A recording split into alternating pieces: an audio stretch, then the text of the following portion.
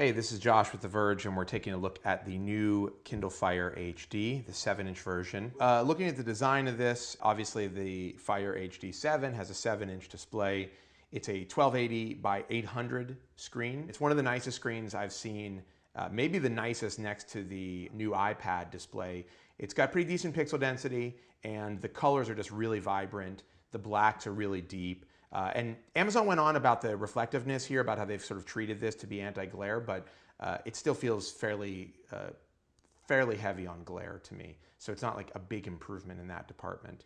It's got a camera right here underneath the bezel for Skype conversations, which is an app that works quite well on here, actually. The bezel is a little bit bigger. Clearly, they want to give you some purchase for your thumbs. And it's got, generally a nice design. It feels very much like an iPad or a touchpad. I mean, it's got like the rounded corners.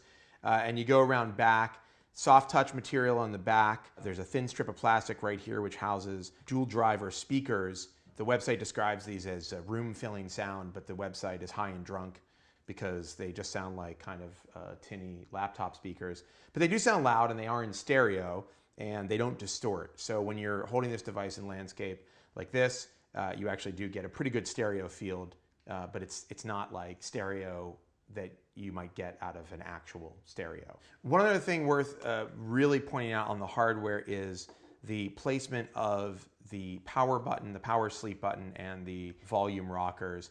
The power button is sometimes nearly impossible to locate when you're using the device. It's completely embedded in the side of the device, and you can barely feel where it's located, which makes it kind of a pain in the ass to use.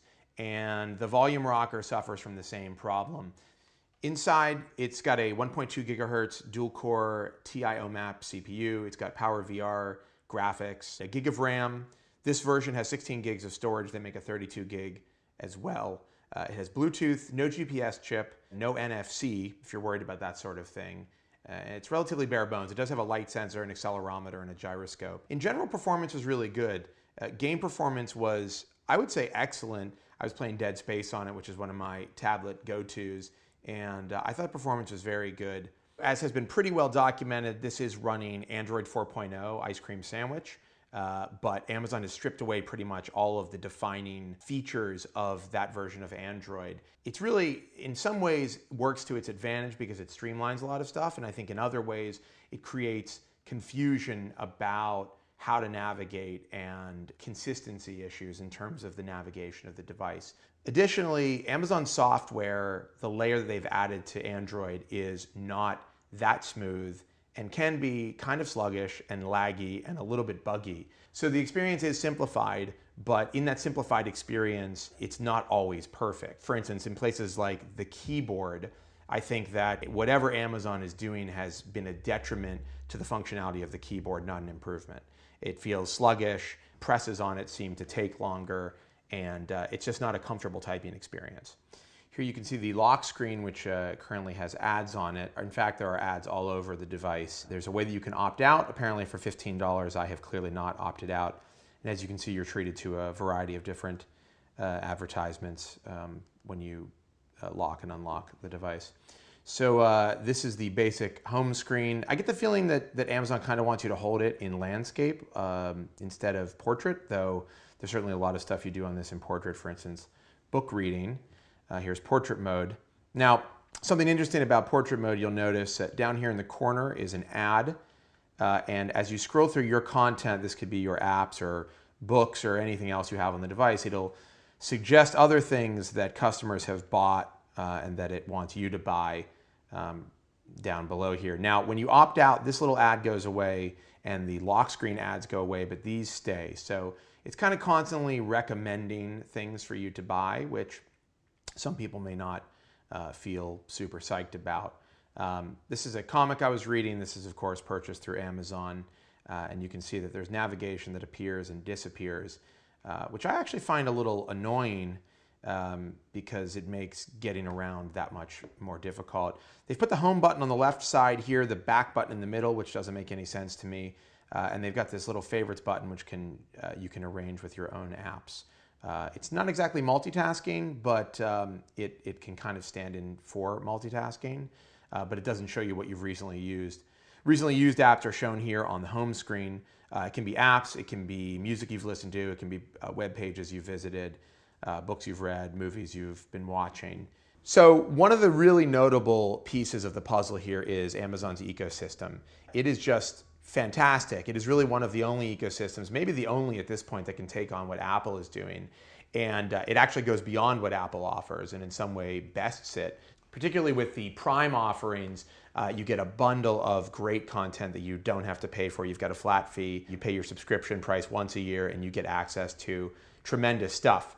And that's something that not even Apple or Microsoft can offer at this point. So it is a really compelling reason to take a look at this device, especially if you feel like that's going to be the focus of your use. One of the nice things that Amazon is doing is Whisper Sync, which they're now kind of bringing to every service that they offer. For movies, what it means is that you're able to start watching something on the device or elsewhere and then pick it up when you pick up your tablet or when you move to your living room.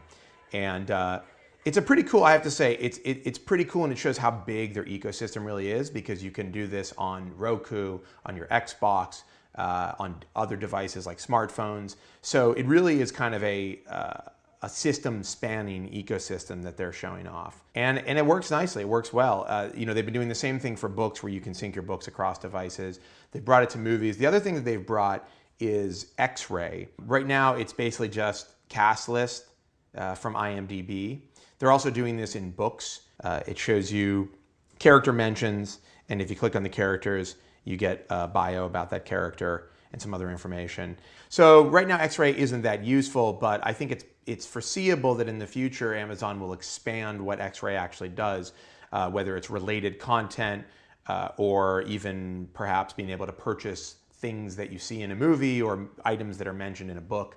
The idea of dissecting what the content is and what's inside of it seems pretty powerful. But right now, it's I'd say, a little bit of a sideshow. One thing that's interesting about the App Store is that there are a lot of games here, not very much productivity software. The stuff that is available, I wouldn't say is necessarily the cream of the crop. You know, I think Amazon wants to push the App Store really hard, but in comparison to what is offered for something like the Nexus 7, it's a much smaller selection, and I would say that the quality of the selection is not nearly as good.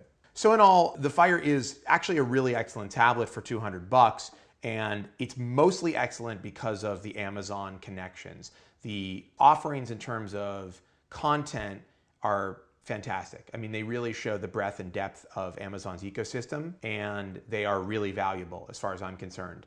The problem is, as a tablet that does anything other than consume Amazon's content or can be used to shop for Amazon stuff, it sort of falls flat. The app selection isn't as good as something like the Nexus 7.